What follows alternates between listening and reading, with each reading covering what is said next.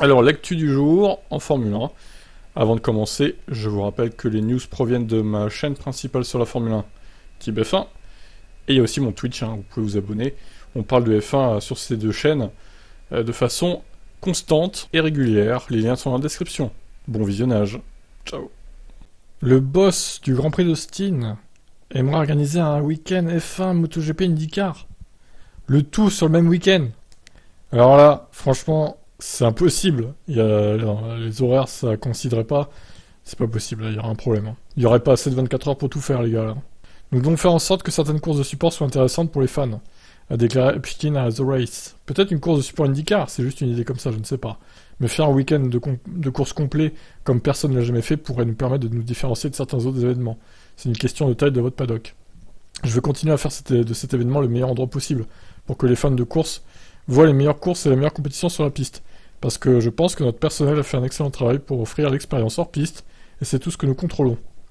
La NASCAR pourrait aussi s'intégrer à ce type d'événement, puisqu'elle roule aussi sur le quota. Si nous pouvons avoir une course d'IndyCar de MotoGP ou même une course de NASCAR dans le cadre du week-end global, jusqu'à en faire le week-end le plus incroyable pour les fans de course, ce serait intéressant. Je m'attends pas nécessairement à ce que ça se produise un jour, mais du point de vue du public, c'est ce que je pense que les fans pourraient apprécier. Alors sur le papier, l'idée est séduisante, mais ça me paraît quand même impossible à mettre en œuvre. Sachant que la NASCAR, ça dure entre 2h30 et 3h, les IndyCar, ça dure entre 1h50 et 2h20, 2h30. En général, les courses, donc imaginez s'il y a beaucoup de drapeaux jaunes et tout, ça va retarder tout, quoi. Ou alors, il faudrait vraiment qu'ils commencent dans l'après-midi chez nous, le matin là-bas, quoi, la course. Ça me paraît chaud à organiser quand même. Sans imaginer un week-end dans lequel se côtoieraient F1, IndyCar, MotoGP et NASCAR, Epstein espère pouvoir associer différentes combinaisons, alors qu'aux USA, l'IndyCar et NASCAR ont déjà un week-end en commun à Indianapolis. Je pense que c'est un clin d'œil aux fans que de leur donner, quoi que nous fassions, le meilleur que nous pouvions. Vous avez l'une des plus grandes pistes au monde, vous devez en faire le meilleur usage possible. Vous devez y mettre le meilleur produit. Il salue la volonté de Domenicali, PDG de la F1. Quant à ce type d'initiative, l'Italien n'a en effet aucun problème à accepter que sa discipline puisse se retrouver à cohabiter avec la FIA, dans un paddock avec la FIA avec la FIA ou l'IndyCar. Ok, c'est bizarre. Avec la FIA, c'est pas une discipline la FIA. Il était d'un soutien incroyable, il est formidable et a été très ouvert aux suggestions, et je pense qu'il l'accepterait. Je pense que les questions qui se poseraient seraient très logiques. Quelle taille de paddock avons-nous ? Combien voulons-nous en construire ? Je veux dire, beaucoup de choses sont opérationnelles, mais vous et moi ne faisons que lancer des idées. Et je vais lancer ça.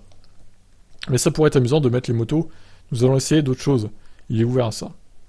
Ouais, bah écoutez, c'est à réfléchir, mais bon, ça me paraît quand même difficile à mettre en place. À la limite, F1 IndyCar, que les deux disciplines, pourquoi pas. Mais une troisième discipline en plus, non, ça, c'est impossible. C'est juste impossible. Je vous laisse commenter, qu'est-ce que vous en pensez de cette idée, vous ? Ciao. Alors, un article intéressant sur les pilotes qui restent à rouler, les jeunes pilotes. Alors, Red Bull. Vips a roulé en Espagne, prenant la place de Pérez. Ils n'ont pas encore confirmé leur plan pour le deuxième roulage, mais Liam Lawson devrait certainement être mobilisé dans la voiture de Verstappen lors de la finale à Abu Dhabi. Mercedes au Grand Prix de France. Mercedes a aligné son pilote de réserve Nick De Vries à la place de Hamilton. Celui-ci va rejoindre AlphaTauri pour 2023. En conséquence, il pourrait ne pas avoir une autre chance dans la W13. Qui sera mobilisé et quand ? Ferrari n'a pas encore aligné de pilote junior dans ses voitures. Mais Robert Schwarzman fera ses débuts à Austin sous drapeau israélien, étant né à Tel Aviv et en tant que pilote russe qui a signé le formulaire d'engagement des pilotes de l'FIA dénonçant l'action militaire menée par la Russie. Schwarzman roulera à Abu Dhabi également. McLaren, donc, on l'a vu l'autre jour. Palou bénéficiera de son contrat avec l'équipe en tant que pilote d'essai pour rouler aux US. Et Pato Howard à Abu Dhabi. Alpine, l'équipe d'Anston aurait dû au moins avoir une session requise derrière elle à ce stade, car Piastri devait piloter à Monza ou à Spa. Cependant, l'Australien a signé avec McLaren en conséquence. Alpine n'a pas encore annoncé ses plans, mais Jack Doohan pourrait être le candidat. Alfa Romeo, pour Cher, donc on a vu, qui roulera aux EL1 aux États-Unis. Et Zhou, du coup, vu qu'il était débutant, à Bahreïn, ça remplit le contrat. AlphaTauri, l'équipe sœur de Red Bull, a aligné Liam Lawson au Grand Prix de Belgique, et il est probable qu'il obtienne une autre chance avant la fin de la saison. Cependant, avec la signature de Nick De Vries, le pilote néerlandais pourra obtenir le feu vert à la place si Mercedes le lui permet. Oui, alors, effectivement, est-ce que c'est pas mieux qu'il roule chez AlphaTauri directement ? De Vries, ça fera encore une nouvelle voiture testée cette année. Incroyable. Le mec aura testé la moitié du plateau, quoi. Aston Martin, en tant qu'équipe cliente de Mercedes, Aston Martin a également opté pour Nick De Vries au Grand Prix d'Italie, ce qui s'est avéré utile car il a été appelé à courir chez Williams le lendemain. Felipe Drugovich, qui a rejoint la toute nouvelle Aston Martin Driver Academy, participera aux EL1 du Grand Prix d'Abu Dhabi. Ok, donc pour eux, ce sera réglé. Williams, une équipe propulsée par Mercedes, Nick De Vries, en Espagne. Et Williams se tournera vers son propre pilote junior, Logan Sargent, aux États-Unis. Logique. As. Alors que Pietro Fittipaldi a participé à un Grand Prix remplaçant Romain Grosjean au Grand Prix de Sakir 2020, le junior de longue date de As reste éligible pour ses roulages. En conséquence, il pilotera en EL1 pour l'équipe américaine au Grand Prix du Mexique et d'Abu Dhabi. Voilà pour le petit tour d'horizon des équipes avec leurs différents jeunes pilotes. Je vous laisse commenter. Alors Ecclestone, qui prétend que Red Bull perdra plus que des points au championnat.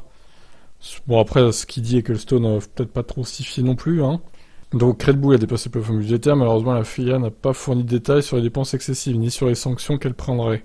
Alors que la plupart des experts pensent que la sanction sera plus douce, une amende ou éventuellement une limitation de test aéro, Mercedes et Ferrari ont averti qu'ils s'attendent à une sanction appropriée.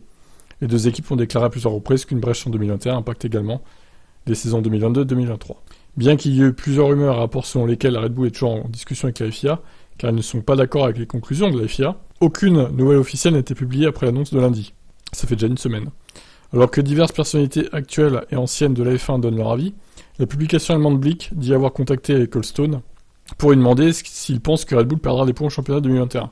Selon lui, ça va être encore pire. Bien qu'il n'y ait aucun moyen de savoir ce que ça signifie, ou s'il y a quelque chose dans les paroles d'Ecclestone, qui sait quelque chose qu'on ne sait pas par exemple, il est important de noter que l'ancien dirigeant de la F1 est connu pour être un bon ami du patron de l'équipe Red Bull, Horner. Ok, eh ben écoutez, affaire à suivre. J'espère que Bernie a raison, mais j'ai quelques doutes, hein, malheureusement. Je vous laisse commenter, ciao. Toto Wolff, le budget dépassé, revient à exploiter une F1 sous stéroïdes. Il n'aimerait pas être à la place des juges de la FIA, tu m'étonnes. Je vous le dis, je ne veux pas être à leur place, les pilotes se donnent à fond pour être au top, il y a des décisions que l'équipe prend dans lesquelles ils ne sont pas impliqués. Mais quand même, à la fin, vous êtes assis dans une voiture qui a été fabriquée avec des stéroïdes. C'est un choix difficile, je ne voudrais pas porter de jugement. Pour être honnête, je ne pense pas à ce point, c'est plus sur le principe de savoir comment ça va se passer à l'avenir. L'Autrichien note en tout cas que ça créera un précédent. Quelle est la solidité de ces règlements? Comment sont-elles appliquées et contrôlées? Comment le processus de gouvernance va-t-il se dérouler? Parce que nous ne savons pas, lorsque l'affaire sera soumise au comité d'arbitrage, comment les juges décideront. Et nous apprendrons tout par la pratique. Ouais, donc en gros, ça relance la question, est-ce qu'on doit punir les pilotes dont la voiture est illégale? Alors en 2007, avec l'affaire d'espionnage de McLaren, qui avait donc un ingénieur de chez Ferrari avait photocopié les documents de la F2007 à l'époque pour McLaren, avec l'affaire Nigel Stepney McCullan. Et à l'époque, ils avaient été pénalisés, McLaren disqualifié de la saison, mais pas les pilotes. Donc Hamilton et Alonso avaient gardé leur place au classement pilote. Mais en vrai, ils auraient dû être disqualifiés, je pense. Parce qu'ils ont roulé, mine de rien, avec une McLaren Ferrari, quoi, en fait. Donc bon, là, je sais pas trop comment ça va se passer avec Red Bull. Pour l'instant, on n'a pas de nouvelles. Donc je vous laisse commenter. Ciao, ciao. Red Bull est convaincu que Verstappen est le meilleur de tous les temps. Oh là là, mais ils avaient dit la même chose avec Vettel à l'époque. Hein. C'est insupportable. Et dans 15 ans, ça sera un autre pilote, vous allez voir. Insupportable, cette équipe. Il a façonné toute cette équipe autour de lui. Il pense et croit totalement qu'il est le meilleur de tous les temps. C'est Jenny Herbert qui dit ça, du coup. Je me souviens de Michael Schumacher, c'est exactement la même situation, il ne fera que devenir de plus en plus fort. C'est ce qui fait peur à tous ceux qui essaieront de le battre. Verstappen est déjà à égalité à la 6ème place dans le nombre de victoires avec Alonso, un nombre qui est égalé au Japon. Button, qui a couru avec Verstappen pendant 2 ans, dit que la forme actuelle de Verstappen lui rappelle celle de Vettel chez Red Bull dans les années 2010. J'ai vu exactement ça il y a 11 ans avec Vettel et Red Bull.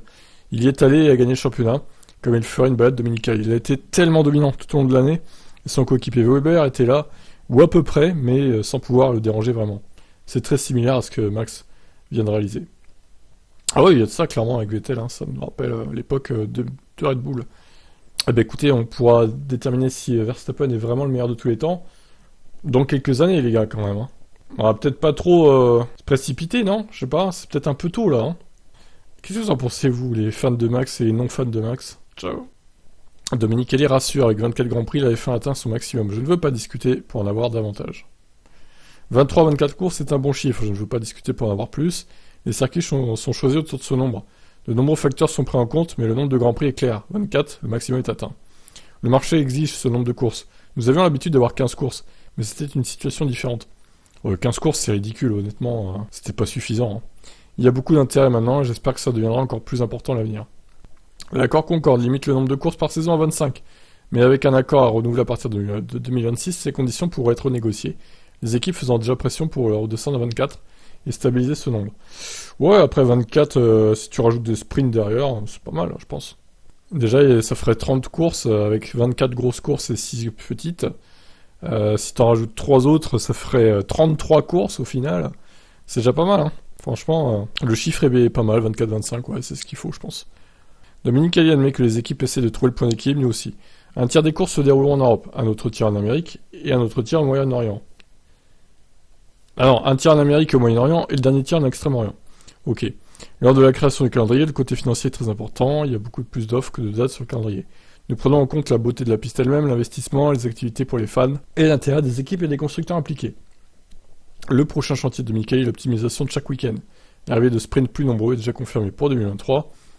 Le travail se poursuit pour donner du sens, des récompenses à chaque séance, et notamment aux essais libres afin que l'intérêt ne retombe jamais entre le vendredi matin et le dimanche soir. Et ben bonne chance parce que l'intérêt des essais libres, comment les rendre intéressants, ça, bonne question, hein. Je vous laisse commenter.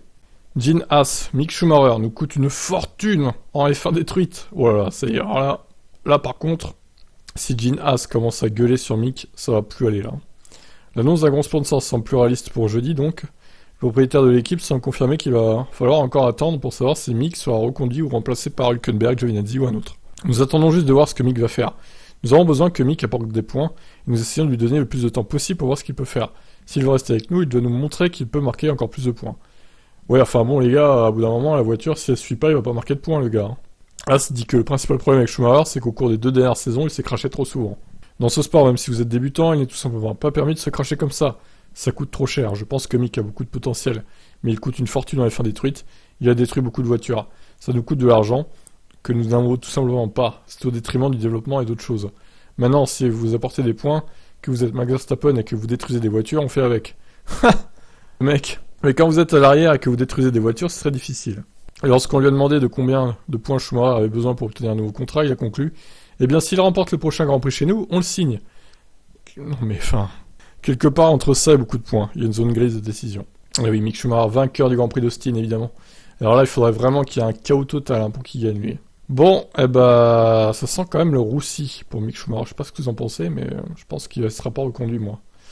Alors peut-être qu'il rebondira ailleurs après, mais bon. On va dire que les places sont limitées, je vous laisse commenter. Coulthard sent une déconnexion entre la F1 et la FIA et les équipes. David Coulthard, donc ex-pilote de F1, notamment chez Red Bull. Il faut voir de manière plus globale ici, je dis ça avec tout le respect dû au plafond budgétaire et aux conversations sur la question de savoir si les voitures de F1 peuvent courir sous la pluie. Nous sommes dans le domaine du divertissement.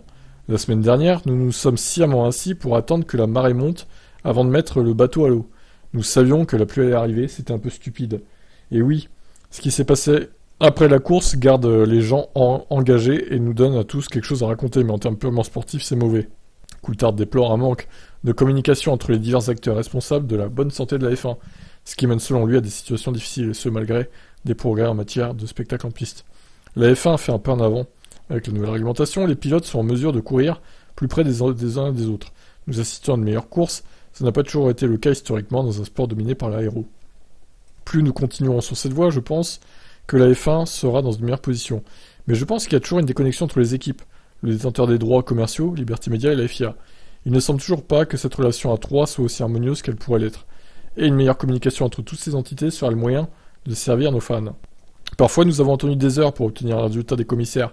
Je sais qu'il doit y avoir un processus équitable, mais les gens ont éteint leur télé et leurs ordinateurs dans le monde entier la semaine dernière et sont allés se coucher avant que le résultat officiel ne soit annoncé. C'est pas possible. Quand le coup de sifflet retentit à la fin du temps réglementaire dans un match de foot, il n'y a pas d'appel par la suite sur le résultat, c'est tout. Il doit y avoir une procédure d'appel si un moteur est en dehors du règlement. Ça peut être fait après coup. Mais dans ce cas, c'était pas une question sportive, les fans devraient pouvoir faire confiance à l'arbitre assistant et à la VAR, en pouvant être sûrs qu'ils ont fait ce qu'il fallait ce jour-là. Je suis d'accord avec ça aussi. Clairement, c'est pas acceptable, quoi. D'attendre des heures et des heures qu'ils prennent leur décision sur une pénalité, là, c'est ridicule. Ouais, je suis plutôt aussi d'accord hein, quand il dit qu'il y a une déconnexion entre les trois entités. C'est ce qui va, je pense, desservir la Formule 1 dans le futur. Hein. Attention, attention. Et Zak Brown qui dit les termes. McLaren accuse Red Bull de tricherie.